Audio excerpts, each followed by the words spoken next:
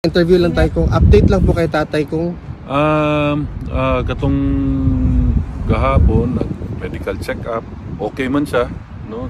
Sige pakatok sa sulod sa mga security, gakaon og tarong, super okay ang health, okay sa tanan. Kanya na lang siya mga message para sa ako ang mga igsuon ug sa iyahang mga apo na nasa politika.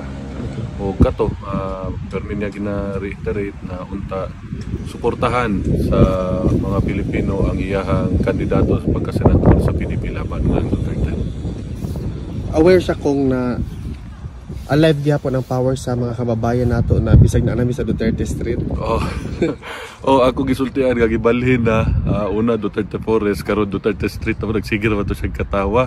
Nya mao lagi daw iyang kuan nga kanang maulaw siya sa inyo ha kay siyempre ang kahago sa pag-anhi diri o mahimo lang daw nga manguli na lang daw tanan mo anak ko nga di man mapugnan ang ilahang kung gusto nila pang kay nahimo naman ni murag tourist spot diri. Good sir.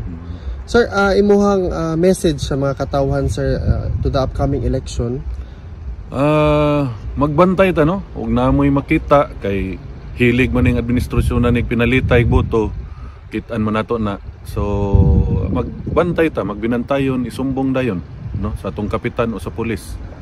Ana ra man na. Pero di no madala ang inyong boto moy ang kamo ang hukom kung asa ninyo dalon ang Pilipinas sa sunod nga mga umaabot nga panahon. Sir, ngayon po ay meeting de avance doon sa Davao, malaking meeting de avance. May mensahe ba kayo sa mga to na nagpadala kog message sa Davao. Nagkatawa pa gani ko kay ulahin na nako nakita sa video nga ang plancha na sa akong likod.